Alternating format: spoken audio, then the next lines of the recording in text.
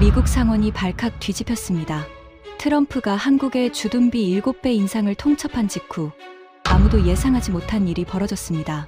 같은 당 의원들이 일제히 등을 돌린 겁니다. 22대 1 단 한 명만 트럼프 편에 섰습니다. 한국을 겁주면 굴복할 거라던 강경파 의원은 공개 청문회에서 망신을 당했고 미 해군 제독은 증인석에서 폭탄 발언을 쏟아냈습니다. 한국 없이는 태평양 함대가 움직이지 못합니다. 그 한마디에 미국 의회 전체가 얼어붙었습니다. 한국을 압박하려던 미국이 오히려 한국에 SOS를 보내게 된 충격적인 전말을 지금 공개합니다. 시작하기 전 구독과 좋아요, 그리고 대한민국 파이팅 댓글로 한국을 응원해주세요. 워싱턴 의사당 러셀 빌딩 전체가 발칵 뒤집혔습니다. 상원 군사위원회 긴급 소집 명령이 떨어진 건 그날 아침이었습니다. 백악관에서 날아온 한 장짜리 문서가 의사당 전체를 뒤흔든 것이었습니다. 주한미군 주둔비 연간 14조 원. 기존 분담금의 7배에 달하는 금액이었습니다. 거기에 전략자산 순환배치 축소, 병력 재배치 검토까지 빼곡하게 적혀 있었습니다. 하지만 진짜 충격은 그 다음이었습니다. 한국이 거부할 경우 주한미군 감축을 즉각 시행한다는 단서 조항. 그것은 협상안이 아니었습니다. 통첩이었습니다. 저는 리처드 카터입니다. 상원 군사위원회 수석보좌관으로 28년째 일하고 있습니다. 제가 모시는 분은 공화당 중진 의원이자 군사위 부위원장인 해밀턴 의원입니다. 28년 동안 저는 이 건물 안에서 수많은 안보 위기를 다뤄왔습니다. 이라크전 승인 표결도, 아프간 철수 논쟁도, 나토 확장 청문회도 전부 제 손을 거쳤습니다. 하지만 이날만큼 의사당 복도가 어수선했던 적은 없었습니다. 군사위 사무실로 들어서자 전화기가 쉬지 않고 울렸습니다. 의원실마다 보좌관들이 복도를 뛰어다녔고 기자단 풀에서는 벌써 속보 자막이 올라가고 있었습니다.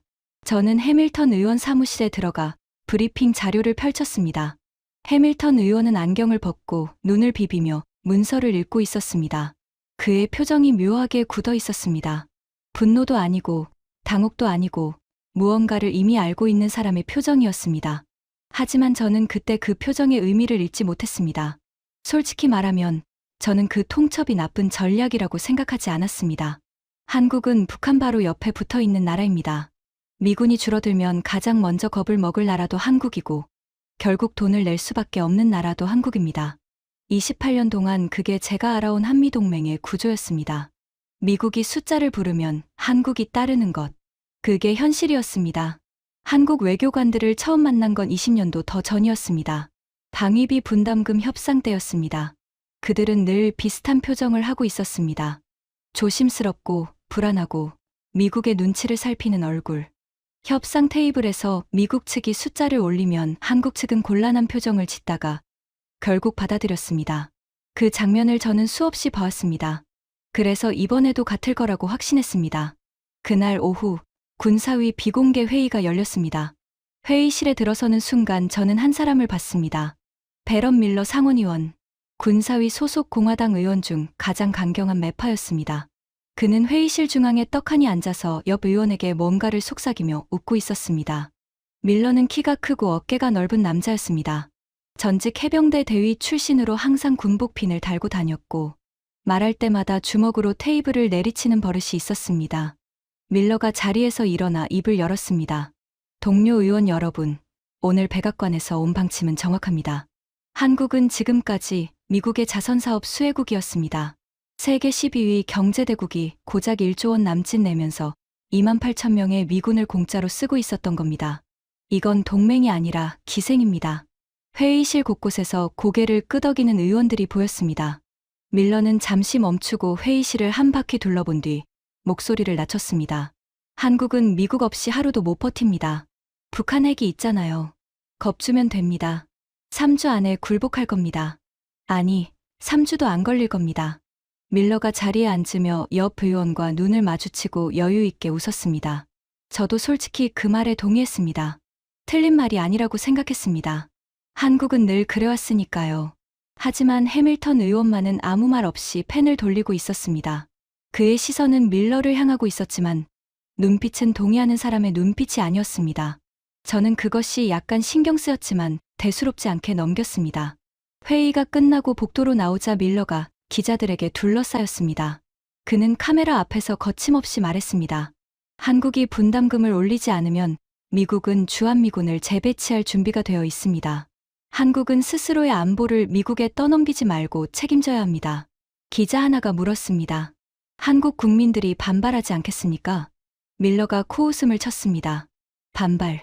반발하면 뭐가 달라집니까? 결국 우리 없이 못 사는 건 그쪽입니다. 북한이 미사일 쏘면 한국 대통령이 누구한테 전화합니까? 우리한테 합니다. 그게 현실입니다. 저는 그 장면을 복도에 서서 지켜봤습니다. 밀러의 말투는 거만했지만 틀린 말은 아니라고 생각했습니다. 적어도 그때까지는 그랬습니다. 그날 밤 사무실로 돌아온 저는 해밀턴 의원에게 다음 날 일정을 브리핑하려고 문을 두드렸습니다. 해밀턴 의원은 책상 위에 서류를 펼쳐놓고 무언가를 읽고 있었습니다. 저를 보더니 안경을 벗으며 말했습니다. 리처드, 자네 혹시 한국 방산 수출 현황 자료를 본 적 있나? 저는 고개를 저었습니다. 해밀턴 의원이 책상 위 서류 하나를 밀어주었습니다. 한번 읽어봐. 오늘 밀러가 한 말이 얼마나 위험한 발언인지 알게 될 거야. 저는 그 서류를 받아 들고 사무실로 돌아왔습니다. 솔직히 대단한 내용이 있을 거라고 기대하지 않았습니다. 한국 방산이라면 고작 K9 자주포 몇 대 수출한 수준일 거라고 생각했습니다. 미국 방산 시장의 규모와 비교하면 이야기할 가치도 없다고 여겼습니다. 책상 램프를 켜고 첫 페이지를 넘기는 순간 저는 멈췄습니다. 폴란드 K2 전차 180대, K9 자주포 212문, 총 계약액 120억 달러, 루마니아 천무 다연장 로켓 54문조, 정비 계약 포함, 핀란드 K9 자주포 48문, 추가 탄약 공급 계약 체결, 노르웨이 K9 도입 완료, 후속 정비 계약 진행 중, 체코 K2 전차 도입 협상 진행 중, 에스토니아 K9 24문 도입 완료. 숫자가 끝나지 않았습니다. 페이지를 넘길수록 새로운 나라들이 등장했습니다. 아랍에미리트, 이집트, 사우디, 호주. 한국 방산 수출 총액이 280억 달러를 넘어서고 있었습니다. 저는 눈을 비비고 다시 봤습니다. 숫자가 바뀌지 않았습니다. 다음 페이지는 더 충격적이었습니다. 유럽 방산 시장에서 한국의 점유율이 38%에 달한다는 분석이었습니다. 미국은 42%로 아직 1위였지만 격차가 급격히 좁혀지고 있었습니다. 불과 5년 전만 해도 한국의 유럽 방산 점유율은 7%에 불과했습니다. 저는 잠시 창밖을 바라봤습니다. 의사당 돔의 조명이 어둠 속에서 하얗게 빛나고 있었습니다. 28년 동안 한 번도 의심하지 않았던 전제가 처음으로 흔들리는 느낌이었습니다. 한국은 무기를 사는 나라가 아니라 파는 나라가 되어 있었습니다. 그것도 유럽 시장에서 미국과 경쟁하는 수준으로. 하지만 저는 고개를 저었습니다. 방산 수출 좀 한다고 해서 미국과의 관계가 달라지는 건 아닙니다. 한국은 여전히 북한이라는 위협 앞에 놓여 있고 주한미군 없이는 안보가 유지되지 않습니다. 밀러의 말이 맞을 겁니다. 결국 돈을 낼 수밖에 없는 구조니까. 저는 서류를 덮고 불을 껐습니다. 내일 아침 비공개 청문회가 잡혀 있었습니다. 태평양 함대 사령부에서 제독이 증인으로 출석하는 자리였습니다. 밀러가 직접 질의를 주도할 예정이었고 한국에 대한 압박의 정당성을 군사적으로 뒷받침하려는 목적이 분명했습니다. 저는 아무 걱정도 하지 않았습니다. 제독이 뭐라고 하든 결론은 이미 정해져 있다고 생각했으니까요. 다음 날 아침 러셀 빌딩 지하 보안 회의실 비공개 청문회장에는 군사위 소속 의원 23명 중 19명이 출석했습니다. 방청석에는 국방부 고위 관계자, 국무부 실무진, 그리고 저를 포함한 각 의원실 수석 보좌관들이 자리를 잡았습니다. 증인석에 앉은 사람은 로버트 맥킨타이어 중장이었습니다. 태평양 함대 부사령관, 해군에서 33년을 복무한 장교였습니다. 그의 표정은 단단했습니다. 군인 특유의 절제된 얼굴이었지만 무언가 할 말이 많은 사람의 눈빛이었습니다. 밀러가 첫 번째 질의자로 마이크를 잡았습니다. 그는 증인석에 맥킨타이어 중장을 내려다보며 여유 있게 말문을 열었습니다.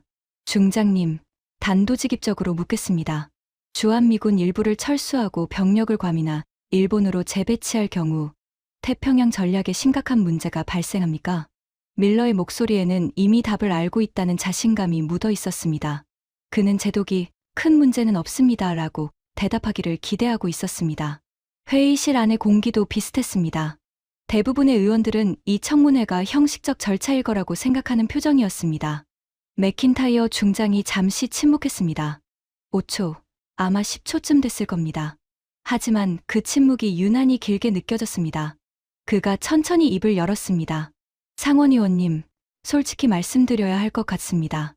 회의실의 공기가 미세하게 바뀌었습니다. 의원들 몇몇이 서류에서 눈을 들어 증인석을 바라봤습니다. 주한미군 병력 재배치 문제는 단순한 숫자의 문제가 아닙니다.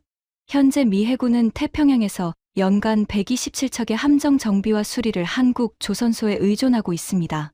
한국의 드라이도크 시설 없이는 태평양 함대 정비 일정 자체가 성립하지 않습니다.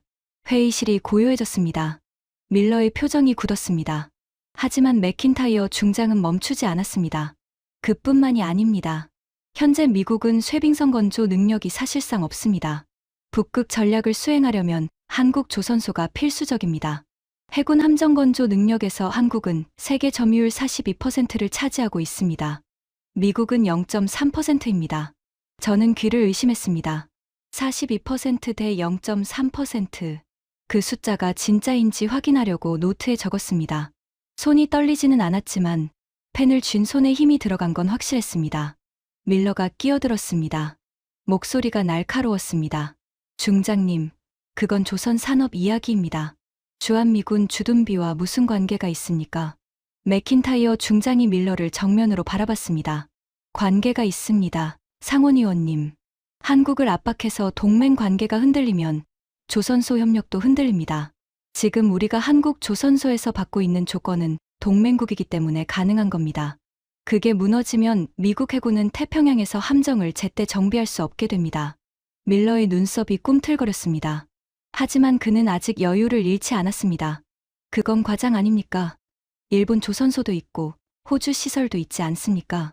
맥킨타이어 중장이 고개를 저었습니다.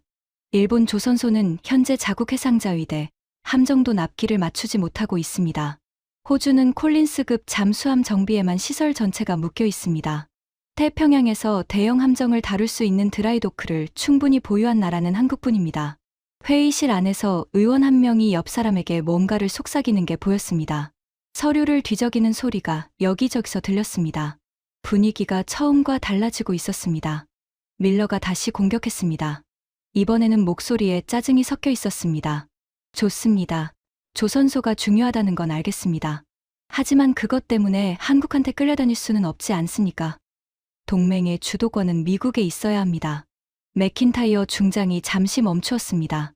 그리고 조용하지만 분명한 목소리로 말했습니다. 상원의원님, 주도권 이야기를 하시니 하나 더 말씀드리겠습니다.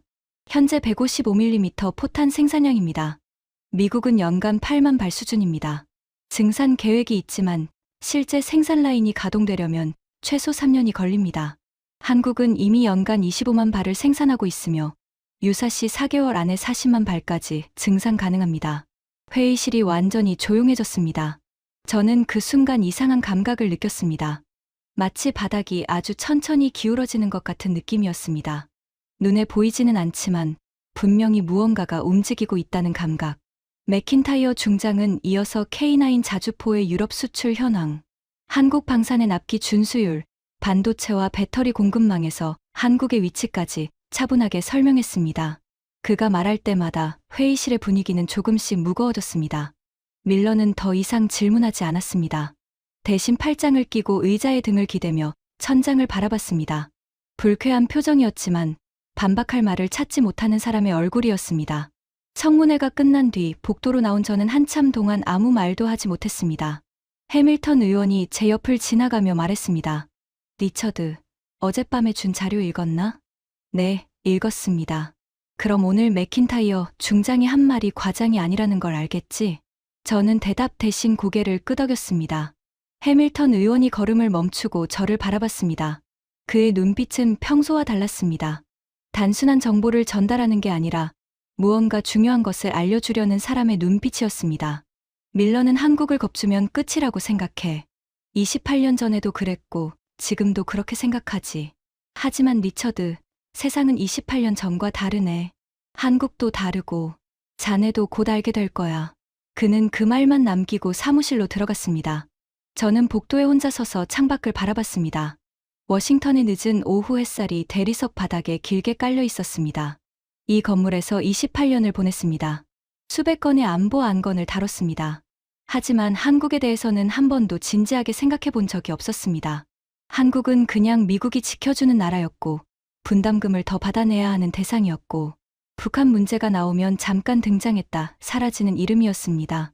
그런데 오늘 태평양 함대 부사령관이 증인석에서 한 말은 제가 28년간 단 한 번도 들어본 적 없는 이야기였습니다. 한국 없이는 미국 해군이 움직이지 못한다. 저는 그 말을 머릿속에서 지우려고 했습니다. 과장이거나 일시적인 상황이거나 맥락이 빠진 이야기일 거라고 스스로를 설득했습니다. 하지만 사무실로 돌아와 의자에 앉았을 때 어젯밤 읽었던 방산 수출 자료와 오늘 청문회에서 쏟아진 숫자들이 동시에 머릿속을 채웠습니다.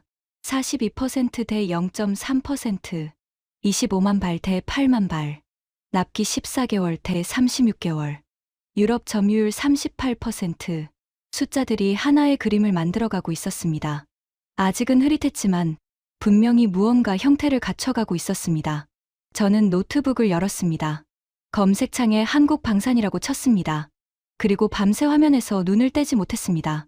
그날 밤부터 저는 잠을 제대로 이루지 못했습니다. 사무실 책상 위에 펼쳐놓은 자료들이 머릿속에서 정리되지 않았습니다. 맥킨타이어 중장이 청문회에서 쏟아낸 숫자들, 해밀턴 의원이 건넨 방산 수출 현황, 그리고 검색창에서 끝없이 쏟아져 나오는 기사들, 하나하나는 별것 아닌 것 같았지만 모아놓으니 무시할 수 없는 윤곽이 잡히기 시작했습니다. 다음 날 아침, 저는 CBO에 비용 분석을 요청했습니다. 의회예산처에서 나온 보고서 제목은 이랬습니다. 한미동맹 약화 시 미국의 추가 재정 부담 시나리오 분석. 보고서가 도착한 건 사흘 뒤였습니다. 저는 해밀턴 의원 사무실에서 그 보고서를 처음 열었습니다. 해밀턴 의원은 창가에 서서 커피를 마시고 있었고, 저는 소파에 앉아 첫 페이지를 넘겼습니다. 첫 번째 항목부터 심장이 뛰었습니다. 주한미군 감축 또는 철수 시 미국이 독자적으로 부담해야 하는 태평양 전력 유지 비용. 연간 추가 부담 예상액. 180억 달러. 저는 숫자를 2번 읽었습니다. 180억 달러. 한국의 주둔비를 7배로 올려서 받아내겠다는 금액이 14조 원. 달러로 환산하면 대략 100억 달러 수준이었습니다. 한국을 압박해서 100억 달러를 받아내려다가 동맹이 흔들리면 미국이 180억 달러를 추가로 쓰게 된다는 계산이었습니다. 저는 해밀턴 의원을 바라봤습니다. 해밀턴 의원은 이미 알고 있다는 표정으로 커피잔을 내려놓았습니다. 숫자는 거짓말을 안 하지, 리처드. CBO 보고서는 거기서 끝나지 않았습니다. 두 번째 항목은 포탄 수급이었습니다. 현재 미군 155mm 포탄 비축량은 전시 소요의 60% 수준. 연간 생산량 8만 발. 전시 소요 추정치 연간 최소 30만 발. 부족분 보충을 위해 한국에서 긴급 조달 중. 한국 생산 능력 연간 25만 발. 유사시 4개월 내 40만 발 증상 가능. 세 번째 항목은 조선 인프라였습니다. 미 해군 함정 정비를 위한 대형 드라이도크. 미국 본토에 가용한 시설은 4기. 한국에 가용한 시설은 12기. 일본은 3기이나 자국 해상자위대 물량으로 포화 상태. 네 번째 항목은 반도체와 배터리 공급망이었습니다.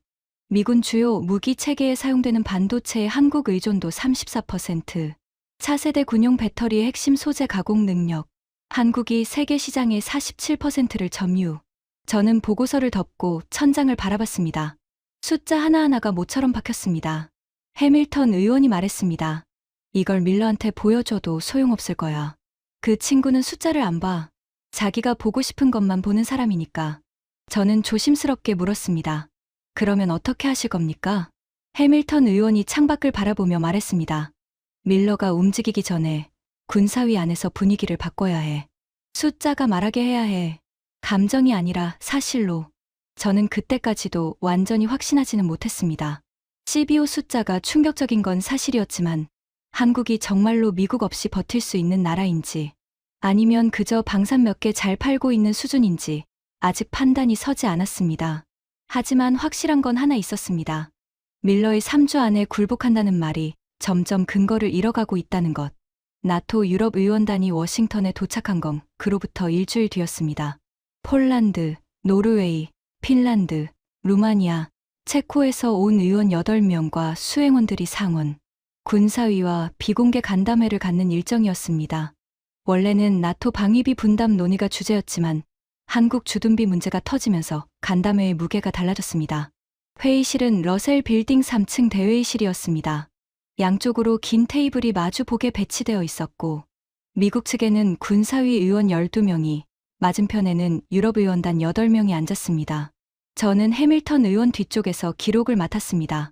밀러가 먼저 입을 열었습니다. 그는 유럽 의원단을 향해 미국의 입장을 설명하기 시작했습니다. 목소리는 단호했고 말투에는 거만함이 묻어 있었습니다. 미국은 더 이상 세계의 경찰 역할을 무상으로 할 수 없습니다. 유럽도, 한국도 자국 방위에 합당한 비용을 부담해야 합니다. 이것은 협박이 아니라 현실입니다. 유럽 의원들의 표정은 차가웠습니다. 밀러의 말이 끝나자 잠시 정적이 흘렀습니다. 폴란드 의원이 마이크를 잡았습니다. 바르샤바에서 온 국방위원회 소속 의원이었습니다. 체격이 단단했고 군 출신답게 등을 고추 세우고 앉아 있었습니다. 그가 밀러를 정면으로 바라보며 말했습니다. 밀러 의원님, 방위비 이야기를 하시기 전에 한 가지 사실을 알려드리겠습니다. 폴란드는 이미 GDP의 4.7%를 국방비로 쓰고 있습니다.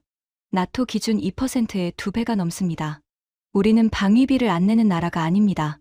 밀러가 입을 열려 했지만 폴란드 의원이 손을 들어 제지했습니다. 그리고 한 가지 더. 우리는 한국과 K2 전차 180대, K9 자주포 212문 계약을 체결했습니다. 총 계약액 120억 달러입니다. 왜 미국 무기가 아니라 한국 무기를 선택했는지 아십니까? 밀러가 대답하지 않았습니다. 폴란드 의원이 이어갔습니다. 미국 무기의 납기는 36개월이었습니다. 한국은 14개월이었습니다. 미국은 협상에만 8개월이 걸렸습니다. 한국은 계약 후 즉시 생산에 들어갔습니다. 우리에게 필요한 건 연설이 아니라 무기였습니다. 한국은 무기를 줬고 미국은 연설을 줬습니다. 회의실 공기가 얼어붙었습니다. 미국 측 의원 몇몇이 서로 눈빛을 교환했습니다. 밀러의 목이 붉어지기 시작했습니다. 노르웨이 의원이 뒤를 이었습니다. 그녀는 오슬로 국방연구소 출신으로 차분하지만 날카로운 말투의 여성이었습니다. 우리 노르웨이는 K9 자주포를 이미 도입했습니다. 도입 과정에서 미국 업체와도 협의했습니다. 하지만 미국의 조건은 너무 까다로웠고 정치적 간섭이 많았습니다. 한국은 달랐습니다. 기술 이전에도 열려 있었고 약속한 일정을 정확히 지켰습니다. 동맹이 무엇인지를 미국이 아니라 한국이 보여줬습니다. 저는 메모하는 손을 멈추고 그 말을 곱씹었습니다. 동맹이 무엇인지를 미국이 아니라 한국이 보여줬다. 유럽 의원의 입에서 그런 말이 나올 줄은 상상도 못했습니다. 핀란드 의원이 손을 들었습니다. 헬싱키에서 온 젊은 의원이었습니다. 안경을 쓰고 조용한 인상이었지만 말에는 힘이 있었습니다. 핀란드는 최근 한국과 K9 자주포 48문 계약에 이어 탄약 추가 공급 계약을 체결했습니다. 러시아 국경 1340km를 지키려면 빈말이 아니라 실제 무기가 필요합니다. 미국에 요청했을 때 돌아온 답변은 검토 중이었습니다. 한국에 요청했을 때 돌아온 답변은 납기 일정이었습니다. 루마니아 의원도 발언했습니다. 루마니아는 천무 다연장 로켓 54문조를 한국과 계약했습니다. 흑해 안보가 위협받는 상황에서 미국의 HIMARS는 대기만 3년이었습니다. 우리에겐 3년을 기다릴 여유가 없었습니다. 밀러의 얼굴이 완전히 붉어졌습니다. 그가 참지 못하고 끼어들었습니다. 주먹으로 테이블을 한번 내리쳤습니다. 잠깐만요. 지금 미국 동맹국들이 미국 대신 한국을 선택했다고 자랑하는 겁니까? 미국이 유럽 안보의 근간이라는 걸 잊으셨습니까? 폴란드 의원이 차갑게 응수했습니다. 잊지 않았습니다. 상원의원님.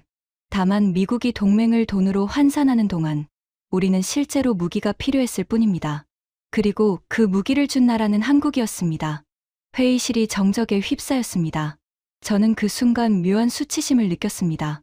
유럽 동맹국들이 미국 면전에서 한국을 미국보다 신뢰할 수 있는 파트너라고 말하고 있었습니다. 밀러가 분노하는 건 자존심 때문이었지만 유럽 의원들이 말하는 건 자존심이 아니라 사실이었습니다. 간담회가 끝난 뒤 복도에서 미국 방산업체 로비스트 한 명이 저를 따로 잡았습니다. 그는 오래 알고 지낸 사람이었습니다. 방산업계에서 25년을 굴려온 베테랑이었고 의외 복도를 자기 집처럼 드나드는 인물이었습니다. 그가 저를 구석으로 데려가 낮은 목소리로 말했습니다. 리처드, 솔직히 말할게. 우리 업계 지금 난리야. 유럽 시장 38%를 한국한테 뺏겼어.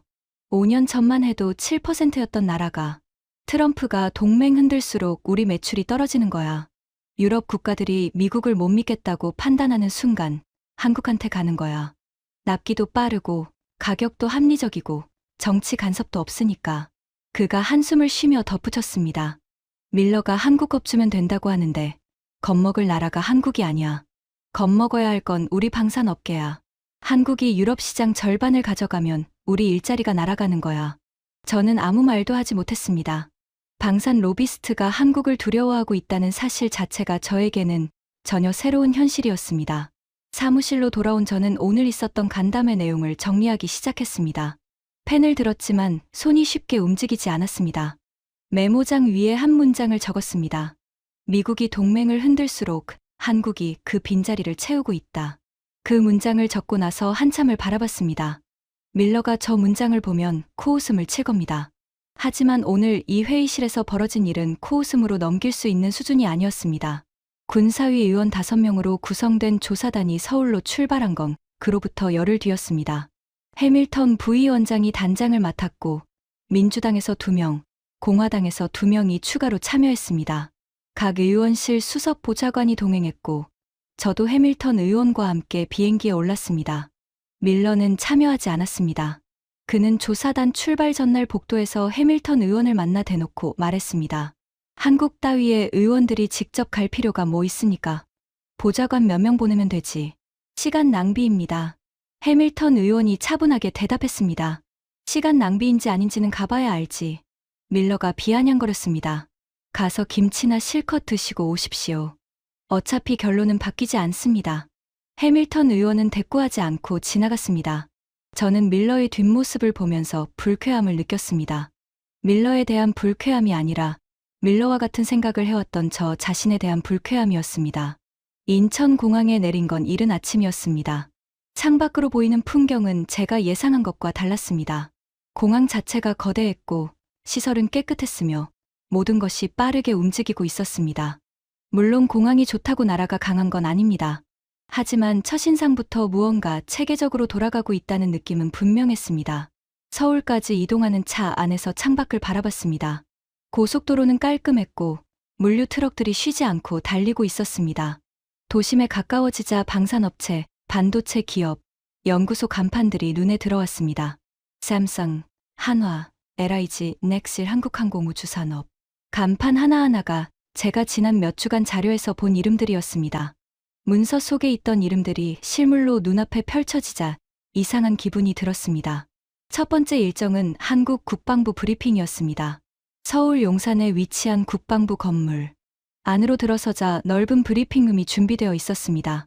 한국 국방부 고위 관계자 5명과 군 관계자 3명이 미국 조사단을 맞이했습니다. 브리핑이 시작되자 저는 노트에 펜을 들고 기록할 준비를 했습니다. 평소 동맹국 브리핑은 대체로 형식적이었습니다.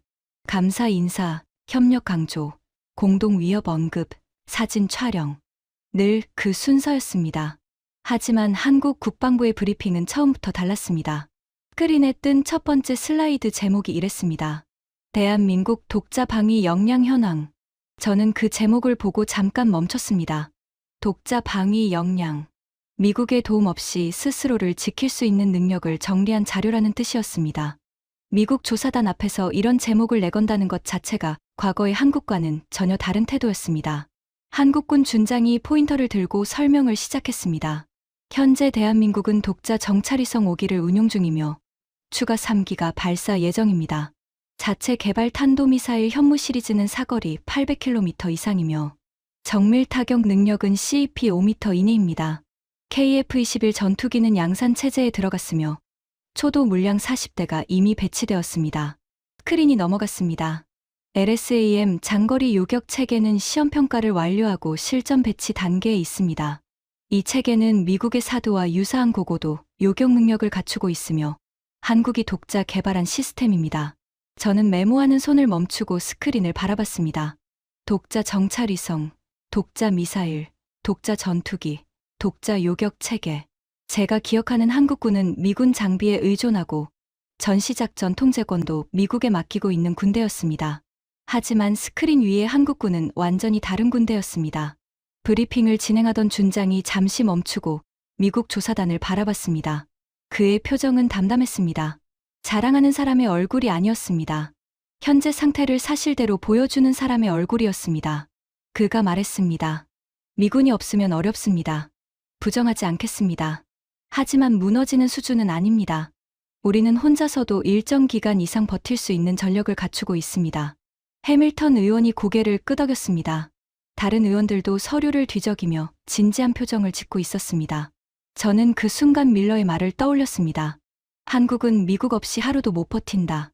겁주면 된다. 그 말이 얼마나 현실과 동떨어진 말이었는지가 이 브리핑룸에서 분명하게 드러나고 있었습니다. 다음 일정은 방산 기업 현장 시찰이었습니다. 차로 1시간 남짓을 이동해 도착한 곳은 거대한 방산 공장이었습니다. 공장 입구에서부터 규모에 압도됐습니다. 거대한 조립 라인이 몇백 미터에 걸쳐 뻗어 있었고 크레인이 천천히 움직이며 철골 구조물을 옮기고 있었습니다. 용접 불꽃이 군데군데 튀었고 방호복을 입은 기술자들이 쉬지 않고 움직이고 있었습니다. 24시간 가동 체제라는 안내를 들었습니다. 3교대로 돌아가는 생산 라인. 미국 방산 공장에서도 본 적 있는 규모였지만 속도가 달랐습니다. 모든 것이 빠르게 하지만 정확하게 움직이고 있었습니다. 공장 안쪽으로 들어가자 눈에 띄는 것이 있었습니다. 완성된 장비들이 줄지어 대기하고 있었는데 각 장비 앞에 국기가 붙어 있었습니다. 폴란드 국기, 루마니아 국기, 핀란드 국기, 노르웨이 국기, 유럽 각국으로 나갈 수출품들이었습니다. 체계적으로 포장되고 분류된 대규모 납품 준비였습니다. 저는 워싱턴에서 폴란드 의원이 했던 말을 떠올렸습니다. 미국은 연설을 줬고 한국은 무기를 줬습니다. 지금 제 눈앞에 그 무기들이 실물로 서 있었습니다. 한국 방산기업 부사장이 조사단에 동행하며 설명했습니다. 그는 50대 초반의 남자였고 엔지니어 출신답게 말이 간결하고 정확했습니다.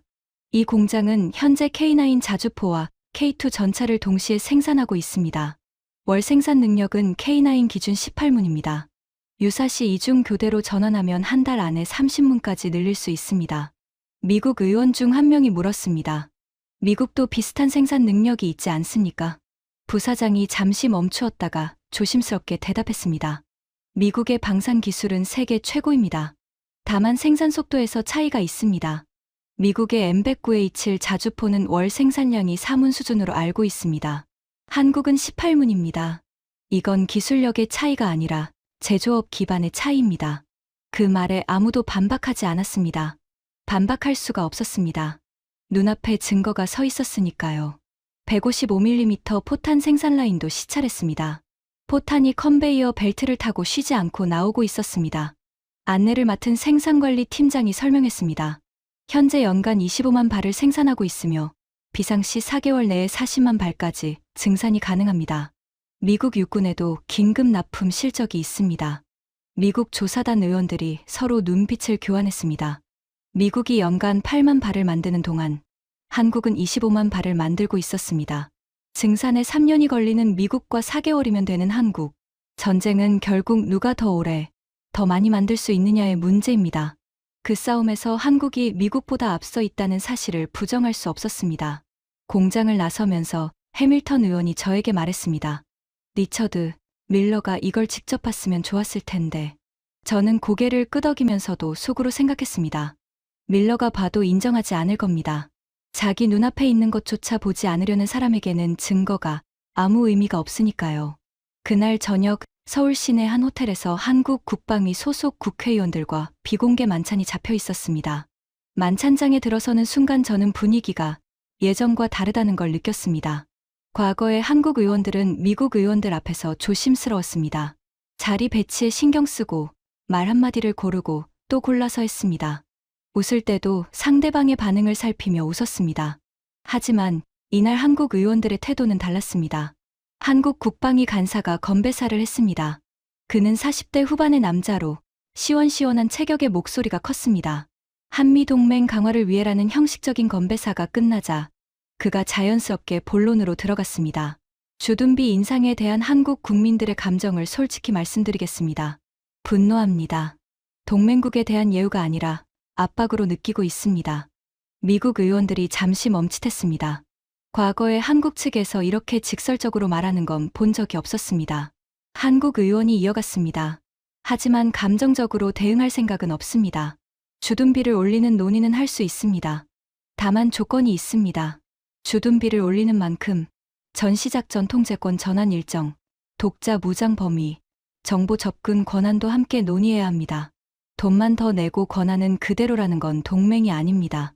회의실이 아니라 만찬장이었지만 순간 공기가 회의실처럼 팽팽해졌습니다. 해밀턴 의원이 끄덕이며 물었습니다. 구체적으로 어떤 범위를 생각하고 계십니까? 한국 의원이 잠시 생각하더니 말했습니다. 한국은 이미 독자 정찰위성, 독자 미사일, 독자 요격 체계를 운용하고 있습니다. 전시작전 통제권 전환이 완료되면 한국군이 독자적으로 작전을 수행할 수 있는 체제가 됩니다.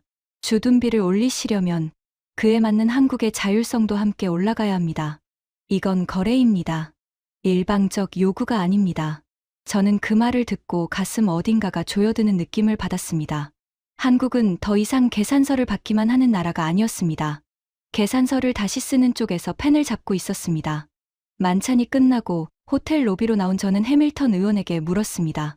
한국이 이렇게 달라진 건 언제부터입니까? 해밀턴 의원이 웃으며 말했습니다. 달라진 게 아니야. 원래 이 정도 되는 나라였어. 우리가 보지 않았을 뿐이지. 저는 그 말을 곱씹으며 호텔 방으로 올라갔습니다.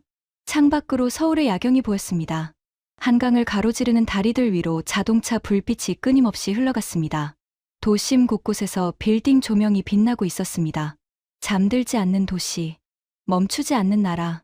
저는 노트북을 열고 워싱턴에 보낼 중간 보고서를 작성하기 시작했습니다. 제목을 쓰다가 멈췄습니다. 처음 잡았던 제목은 한국 주둔비 협상 관련 현지 조사 보고였습니다. 하지만 손이 움직여 다른 제목을 적었습니다. 한미동맹 재평가 필요성에 관한 현장 보고. 그 제목을 적는 순간 28년 동안 한 번도 쓴 적 없는 방향의 보고서가 시작되고 있다는 걸 느꼈습니다. 워싱턴으로 돌아온 직후부터 상황이 빠르게 돌아가기 시작했습니다. 밀러가 먼저 움직였습니다. 조사단이 서울에 있는 동안 밀러는 자기 측근 의원 7명을 모아 한국 주둔비 증액 촉구 결의안 초안을 만들어 놓고 있었습니다. 결의안 내용은 간단했습니다. 한국이 주둔비를 기존의 5배 이상 인상하지 않을 경우 주한미군 병력 조정을 권고한다. 밀러 특유의 노골적인 압박이었습니다. 해밀턴 의원이 그 소식을 듣고 사무실에서 안경을 벗으며 말했습니다.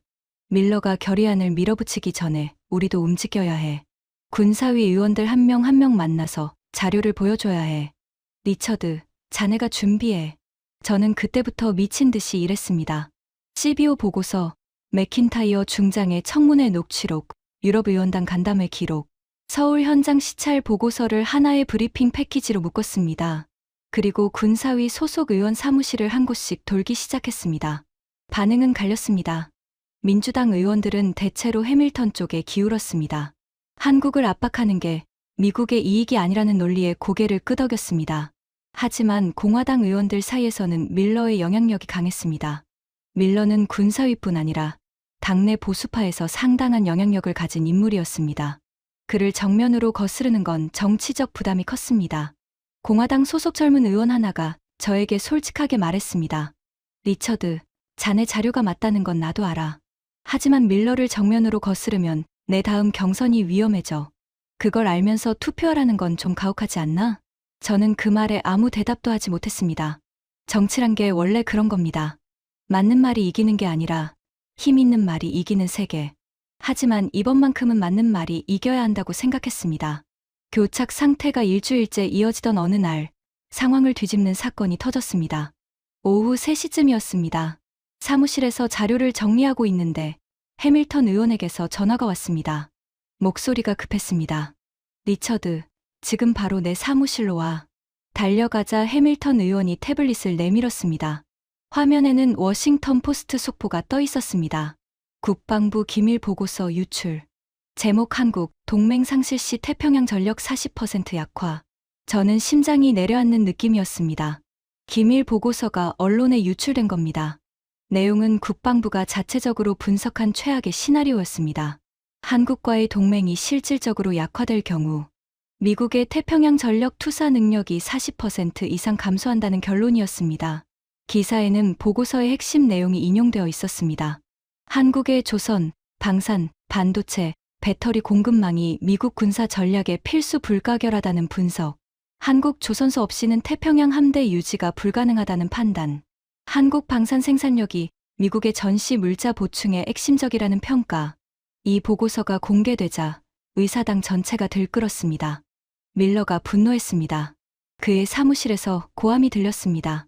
누가 유출한 거야? 이건 국가기밀 유출이야. 당장 조사해야 합니다. 밀러는 즉각 기자회견을 열었습니다. 얼굴이 붉게 달아오른 채로 카메라 앞에 섰습니다. 이 보고서는 과장된 분석입니다.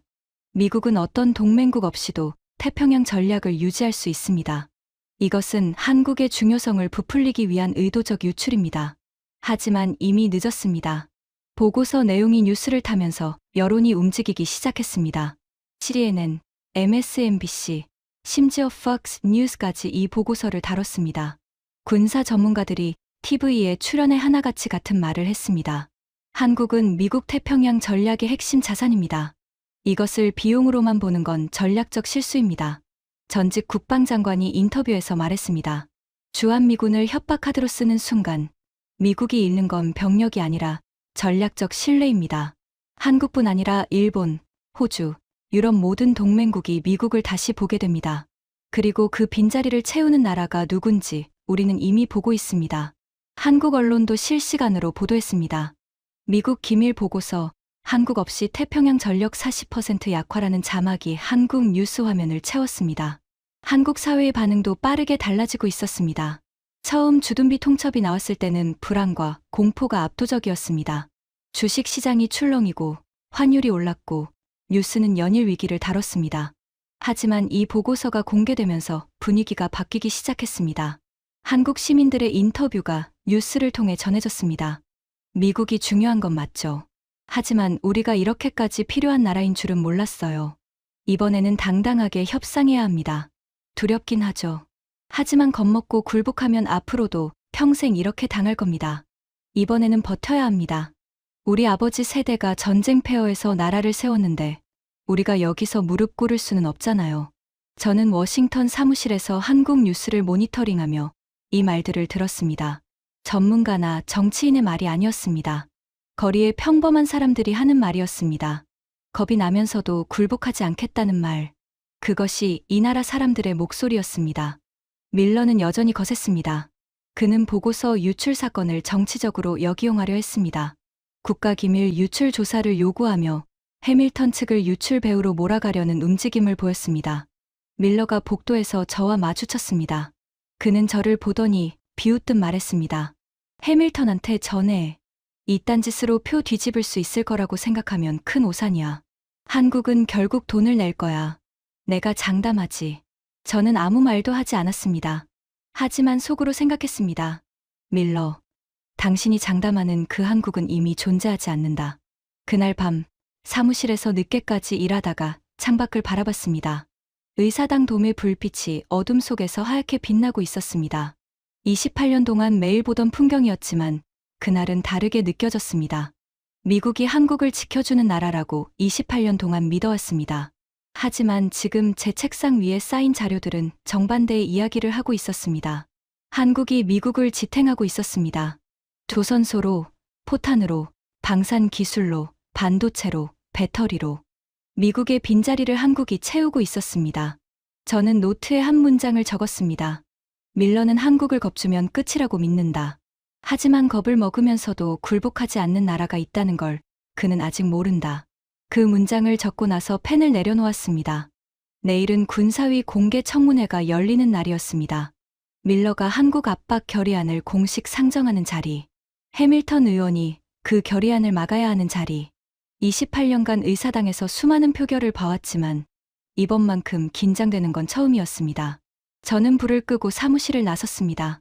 복도에서 걸어 나오다가 의사당 로툰다를 지나갔습니다. 텅 빈 원형홀의 발소리가 울렸습니다. 천장에 프레스코어가 어둠 속에서 희미하게 보였습니다.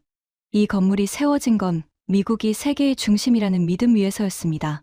하지만 지금 이 건물 안에서 벌어지고 있는 논쟁은 그 믿음의 균열에 관한 것이었습니다. 저는 로툰다를 빠져나와 밤 공기를 마셨습니다. 내일이면 모든 것이 결정됩니다. 아침부터 비가 내렸습니다. 의사당으로 향하는 길에 우산을 쓴 사람들이 빠르게 걸어가고 있었습니다.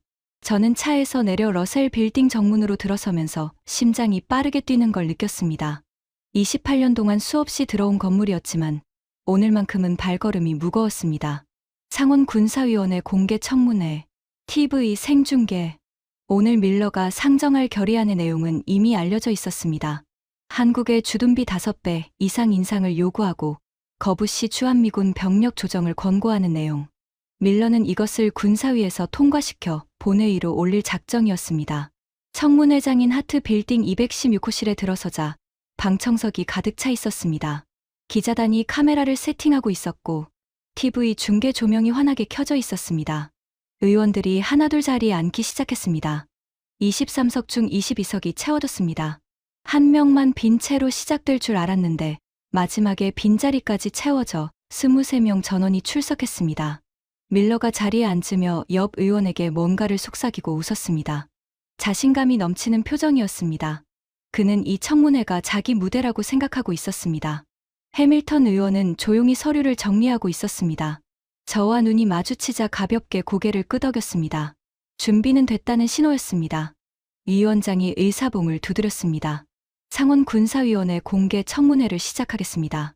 오늘의 의제는 한미 방위비 분담금 조정 및 주한미군 운영에 관한 결의안 심의입니다. 밀러가 즉각 발언을 요청했습니다. 위원장이 허가하자 밀러가 마이크를 당기며 일어섰습니다. 동료 의원 여러분, 오늘 제가 상정하는 결의안의 핵심은 간단합니다. 밀러가 회의실을 한 바퀴 둘러보며 목소리를 높였습니다. 미국 납세자들의 돈으로 한국을 더 이상 공짜로 지켜줄 수 없다는 겁니다. 한국은 세계 12위 경제대국입니다. 연간 수출액이 7천억 달러가 넘습니다. 삼성과 하이언데이가 세계 시장을 휩쓸고 있습니다. 그런 나라가 자국 방위 비용을 미국에 떠넘기고 있는 겁니다. 이건 동맹이 아닙니다. 무임승차입니다. 밀러가 주먹으로 테이블을 한번 내리쳤습니다. 한국이 주둔비 인상을 거부하면 미국은 주한미군 병력을 조정해야 합니다. 그것이 미국 납세자에 대한 의무입니다. 한국은 미국 없이 못 삽니다. 북한 핵이 있잖아요. 결국 돈을 낼 겁니다. 지금까지 늘 그래왔으니까요. 방청석에서 웅성거림이 들렸습니다. 밀러가 자리에 앉으며 만족스러운 표정을 지었습니다. 위원장이 증인 출석을 요청했습니다. 오늘 증인은 4명이었습니다. 맥킨타이어 중장, CBO 국장, 전직 국무부 동아태 차관보, 그리고 미국 방산업체 CEO. 첫 번째 증인 맥킨타이어 중장이 선서를 마치고 증인석에 앉았습니다. 그는 지난 비공개 청문회 때와 같은 단단한 표정이었습니다. 해밀턴 의원이 첫 질의를 했습니다. 중장님, 주한미군이 감축될 경우 태평양 전략에 어떤 영향이 있습니까? 맥킨타이어 중장이 차분하게 대답했습니다. 부위원장님, 주한미군 감축은 단순한 병력 이동의 문제가 아닙니다. 현재 미 해군은 태평양에서 127척의 함정 정비를 한국 조선소에 의존하고 있습니다. 수레빙선 건조 능력도 한국이 유일합니다. 한국과의 관계가 약화되면 태평양 함대 운용 자체가 위협받습니다. 밀러가 끼어들었습니다. 목소리가 날카로웠습니다. 중장님, 그건 지난번에도 하신 말씀입니다. 새로운 내용은 없습니까? 미국이 세계 최강 군사력을 가진 나라인데 한국 조선소 없으면 안 된다는 게 말이 됩니까? 맥킨타이어 중장이 밀러를 정면으로 바라봤습니다. 상원의원님, 말이 되고 안 되고의 문제가 아닙니다. 사실의 문제입니다. 미국 조선업 점유율은 세계 0.3%입니다. 한국은 42%입니다. 이것은 감정이 아니라 숫자입니다. 밀러의 턱이 굳어졌습니다. 두 번째 증인 CBO 국장이 나왔습니다. 그녀는 안경을 쓴 50대 여성으로 숫자에 관한 한 워싱턴에서 가장 신뢰받는 인물 중 하나였습니다. 한미동맹 약화 시 미국의 추가 재정 부담은 연간 최소 180억 달러로 추정됩니다. 이는 주둔비 인상으로 확보할 수 있는 금액의 1.8배에 해당합니다. 재정적 관점에서 한국 압박은 이익이 아니라 손실입니다. 밀러가 다시 끼어들었습니다. 그 숫자가 정확하다는 보장이 있습니까? CBO도 틀릴 수 있지 않습니까? CBO 국장이 안경 너머로 밀러를 바라봤습니다. 상원의원님, CBO는 의회가 설립한 비당파적 분석 기관입니다. 저희 분석이 틀렸다고 판단하시면 근거를 제시해 주시면 재분석하겠습니다. 밀러가 입을 다물었습니다. 근거를 제시할 수 없다는 걸 본인이 가장 잘 알고 있었을 겁니다. 세 번째 증인은 전직 국무부 동아태 차관보였습니다. 은퇴한 외교관으로 한미 관계를 30년 넘게 다뤄온 인물이었습니다. 한국은 더 이상 미국의 보호가 필요한 나라가 아닙니다. 한국은 독자 정찰위성, 독자 미사일 체계, 독자 요격 시스템을 보유한 군사 강국입니다. 동시에 유럽, 중동, 동남아시아에 무기를 수출하는 방산 강국입니다. 한국을 압박해서 얻을 수 있는 단기적 이익보다 한국을 잃었을 때 발생하는 전략적 손실이 비교할 수 없이 큽니다. 네 번째 증인은 미국 방산업체 CEO였습니다. 그는 조심스럽지만 솔직하게 말했습니다. 우리 업계 입장에서 말씀드리겠습니다. 한국 방산이 유럽 시장에서 점유율 38%를 차지하고 있습니다. 5년 전 7%에서 38%로 올랐습니다. 미국이 동맹을 흔들수록 유럽 국가들은 미국을 불안정한 파트너로 인식하고 한국으로 갑니다. 한국을 압박하는 건 우리 방산업계의 경쟁력을 스스로 깎는 행위입니다. 4명의 증인이 모두 같은 결론을 말했습니다. 한국을 압박하면 미국이 더 큰 피해를 본다. 밀러의 얼굴이 점점 붉어지고 있었습니다. 그는 참고 있었지만 한계에 가까워 보였습니다. 마지막 증인의 발언이 끝나자 밀러가 벌떡 일어났습니다. 잠깐만요. 지금 증인 4분이 전부 한국 편을 들고 있는 겁니까? 여기가 미국 상원입니다. 미국의 이익을 논하는 자리입니다. 한국의 로비에 넘어간 겁니까? 청문회장이 순간 얼어붙었습니다. 맥킨타이어 중장이 천천히 고개를 들어 밀러를 바라봤습니다. 그의 눈빛이 차가웠습니다. 33년 군 복무를 한 장성이 상원의원의 모욕적 발언 앞에서 보이는 절제된 분노였습니다. 상원의원님, 저는 미합 중국 해군에서 33년을 복무했습니다. 저희 충성은 이 나라에 있습니다. 저는 한국 편을 드는 게 아닙니다. 미국의 전략적 이익을 말씀드리는 겁니다. 한국 조선소 없이 쇠빙선 한 척 건조할 수 없는 것이 지금 미국 해군의 현실입니다. 이것이 로비입니까? 방청석에서 웅성거림이 커졌습니다. 기자들의 카메라가 일제히 밀러를 향했습니다. 해밀턴 의원이 마이크를 잡았습니다. 그의 목소리는 차분했지만 무게가 있었습니다. 밀러 의원, 한 가지 묻겠습니다. 한국이 미국에 주는 가치를 돈으로만 계산하는 게 맞다고 생각하십니까? 한국의 조선소, 포탄 생산력, 반도체, 배터리 공급망, 이 모든 것이 미국 전략에 필수적이라는 사실을 오늘 4명의 증인이 확인했습니다. 그래도 한국을 압박하자는 겁니까? 밀러가 소리를 높였습니다. 동맹의 주도권은 미국에 있어야 합니다. 한국한테 끌려다닐 수는 없습니다. 해밀턴 의원이 조용히 말했습니다. 끌려다니는 게 아닙니다. 밀러 의원. 현실을 직시하자는 겁니다. 미국이 한국을 지켜주는 시대는 끝났습니다. 지금은 한국이 미국을 지탱하고 있는 시대입니다. 그것을 인정하지 못하면 우리가 잃는 겁니다. 청문회장이 고요해졌습니다. 밀러가 뭔가를 더 말하려다 입을 다물었습니다. 처음으로 밀러가 말문이 막힌 장면이었습니다. 위원장이 의사봉을 두드렸습니다. 표결로 넘어가겠습니다. 밀러 의원이 상정한 결의안에 대해 표결하겠습니다. 한국의 주둔비 5배 인상을 요구하고 거부 시 주한미군 병력 조정을 권고하는 결의안. 찬성하시는 의원은 찬성, 반대하시는 의원은 반대를 표명해 주십시오. 한 명씩 이름이 불렸습니다. 저는 갤러리에서 손에 땀을 쥐고 지켜봤습니다. 반대, 반대, 반대. 민주당 의원들이 먼저 반대표를 던졌습니다. 예상된 결과였습니다. 하지만 그 다음이 관건이었습니다. 공화당 의원들. 반대. 공화당 의원 1명이 반대를 외쳤습니다. 밀러의 표정이 흔들렸습니다. 반대. 반대. 공화당 의원들이 연이어 반대표를 던졌습니다. 밀러가 옆을 돌아봤습니다. 자기 편이라고 믿었던 의원들이 하나둘 등을 돌리고 있었습니다. 반대. 반대. 투표가 계속될수록 밀러의 얼굴이 창백해졌습니다. 주먹이 떨리고 있었습니다. 22번째 이름이 불렸습니다. 반대. 마지막으로 밀러의 이름이 불렸습니다. 밀러가 잠시 침묵했습니다. 회의실 전체가 그를 바라봤습니다. 그가 이를 악물며 말했습니다. 찬성. 위원장이 결과를 발표했습니다. 찬성 1 반대 22점. 결의안은 부결되었습니다. 저는 숨을 크게 내쉬었습니다. 22대 1점, 밀러 혼자만 찬성한 겁니다. 해밀턴 의원이 즉시 수정 결의안을 상정했습니다. 한미동맹 전략적 가치 재확인 및 동맹 강화 결의안. 한국은 미국의 비용 부담 대상이 아니라 태평양 전략의 핵심 파트너이며 양국 동맹을 강화하는 방향으로 정책을 수립할 것을 권고한다. 표결이 시작됐습니다. 찬성, 찬성, 찬성, 찬성. 22명이 연이어 찬성을 외쳤습니다. 밀러의 차례가 왔습니다. 그는 아무 말 없이 자리에서 일어나 회의실을 빠져나갔습니다. 기권이었습니다. 찬성 22 반대 0 기권 1점, 수정 결의안이 통과되었습니다. 저는 갤러리 의자에 앉은 채로 한동안 움직이지 못했습니다. 28년 동안 이 건물에서 수많은 표결을 봐왔습니다. 하지만 이렇게 압도적인 결과는 처음이었습니다. 한국을 압박하자는 결의안이 22대 1로 부결되고 한국과의 동맹을 강화하자는 결의안이 만장일치로 통과된 겁니다. 밀러는 회의실을 나간 뒤 복도에서 기자들에게 둘러싸였습니다. 하지만 그는 아무 말 없이 고개를 숙인 채 빠르게 걸어갔습니다. 카메라 플래시가 터지는 사이로 그의 뒷모습이 점점 작아졌습니다. 한국을 겁주면 된다던 사람의 뒷모습이었습니다. 며칠 뒤, 저는 해밀턴 의원 사무실에 앉아 있었습니다. 해밀턴 의원이 커피를 건네며 말했습니다.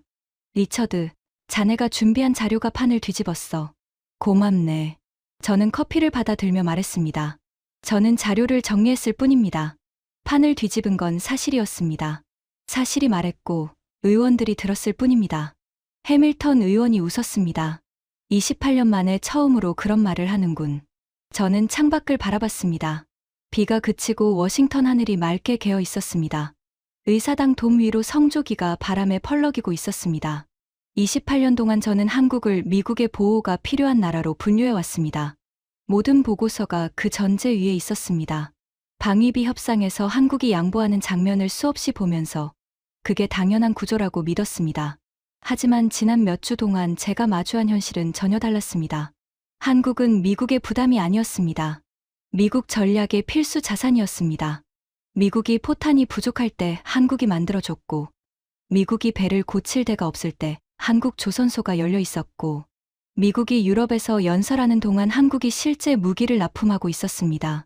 밀러는 한국을 겁주면 끝이라고 믿었습니다. 하지만 한국은 겁을 먹으면서도 굴복하지 않는 나라였습니다. 겁이 나도 버티는 나라, 위기가 와도 멈추지 않는 나라. 그것은 어느 날 갑자기 생긴 힘이 아니었습니다. 전쟁의 폐허에서 일어서고 외환위기를 넘기고 수출 규제를 이겨내면서 수십 년에 걸쳐 쌓아온 힘이었습니다. 저는 사무실 책상 위에 놓인 최종 보고서를 바라봤습니다. 제목은 이미 정해져 있었습니다. 한국은 더 이상 보호 대상이 아니다. 그 제목 아래 핵심 문장들을 적어 내려갔습니다.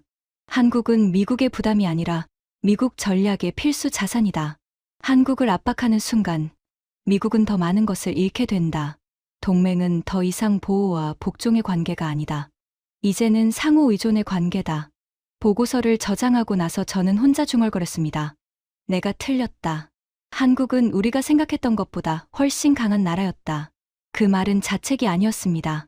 28년 만에 처음으로 제대로 된 답을 찾은 사람의 말이었습니다. 한국 뉴스에서는 이날의 표결 결과를 속보로 전했습니다. 미상원 군사위 22대 1로 한국 압박안 부결. 한미동맹 강화 결의안 만장일치 통과. 한국 거리에서 시민들의 인터뷰가 흘러나왔습니다. 무섭기도 했는데 결국 미국도 우리가 필요했던 거잖아요. 괜히 뿌듯하네요. 우리가 여기까지 온 게 그냥 된 게 아니잖아요. 우리 부모님 세대가, 우리 할아버지 세대가 만들어준 거예요. 밀러는 이후 군사위에서 영향력을 급격히 잃었습니다. 같은 당 의원들조차 그와 거리를 뒀고 차기 경선에서 당내 도전자가 나타났다는 소식이 들렸습니다. 한국을 겁주면 된다던 사람의 정치 생명이 기울기 시작한 겁니다. 여러분께서는 이 이야기를 들으시면서 어떤 감정이 드셨나요? 28년 동안 한국을 미국의 보호가 필요한 나라로만 봐왔던 한 사람이 직접 눈으로 확인하고 귀로 듣고 발로 뛴 끝에 한국 없이는 미국도 완전할 수 없다는 결론에 이르는 이 여정이 여러분의 마음에도 무언가를 남기셨다면 좋겠습니다. 대한민국은 전쟁의 폐허 위에서 세계 12위, 경제대국과 글로벌 방산 강국으로 일어선 인류 역사상 유례없는 나라입니다. 지금까지 미국 상원 군사위원회에서 벌어진 충격적인 이야기였습니다. 대한민국의 저력을 세계에 알릴 수 있도록 이 이야기를 널리 공유해 주세요. 여러분의 응원이 대한민국을 더 강하게 만듭니다. 구독과 좋아요도 부탁드립니다. 지금까지 터칭 스토리였습니다. 감사합니다.